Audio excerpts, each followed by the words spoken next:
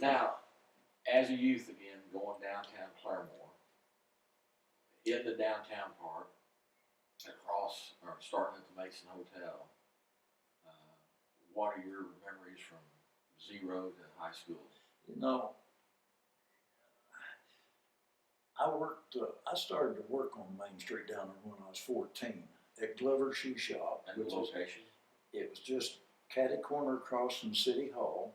I think there's a little bookstore in there now. Okay. I know there is. Cause Next to the bicycle shop there. yeah, right next to the bicycle shop. And so, you know, from 14, I spent 6 years in there. Okay. And so I saw Main Street a lot. Yeah. And I go back to the old Palace Theater, all the Yale and the Cadet, and all of that. And used to be, yeah, it'd be right there about where the Claremore Tire is now. There was a place to hang out for the people, the kids ahead of me was Marshall's Confectionery. Yeah. And that was my wife's dad's. Is that right? No. Yeah. Well, that was the hangout in the day's place. And there was another one that before that called the Sugar Bowl, which was directly across from the old high school building. There, And the little white building. yeah, was there now. right behind the Belvedere, Yeah. little white Yeah. 2-story building there. What was the bell, the son that ran that? Tall guy, Yeah, Real tall, thin. slim guy. real skinny. Yeah, can't remember his name now. Yeah. But anyhow, that was the hangouts then. Later on, when I got a little older, the hangout was R.L. Williams.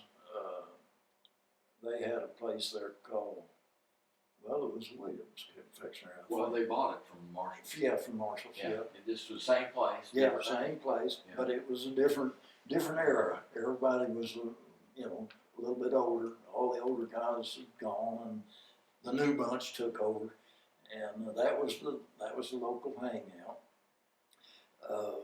Directly across from the Mason Hotel, east, at that point in time would have been Gentry Drugstore. They later moved up right next door to where the old Cadet Theater was. Then up on the next corner, probably before that time, was Vincent's Drugstore. It's instructional. And right next to him, I believe there was a jewelry store in there. I can't think of that guy's name, but next to him was Kelly's Menswear at that time. And they later moved up the street up there into the next block. And that eventually became Dorothy and Louise Dress Shop. That's right, that's where that was. That's exactly right. And Barbara should remember that, shouldn't she? yeah, and I think that was the old McClellan store to start with, and I think McClellan's left there and went down, Yeah. built that on the corner. It had a hardwood floor. I don't know whether it was still in there or not, but that was the squeakiness. Squeakiness, Oh, moving, yeah. yeah, we used to go in there, drool over the candy counter, you know, they had to, but, yeah, things had changed. They even, I don't know, they had another one that a lot of people don't remember. You may remember this since you was around there on that side of town. There's an accounting company right there, a place right across from your old place. Okay. That building sitting there. The old Columbia building? Directly west across the street. What was it, Glencliff? Yeah, it was at Glencliff. And Yeah. we'd go in there and get Sundays and all of that.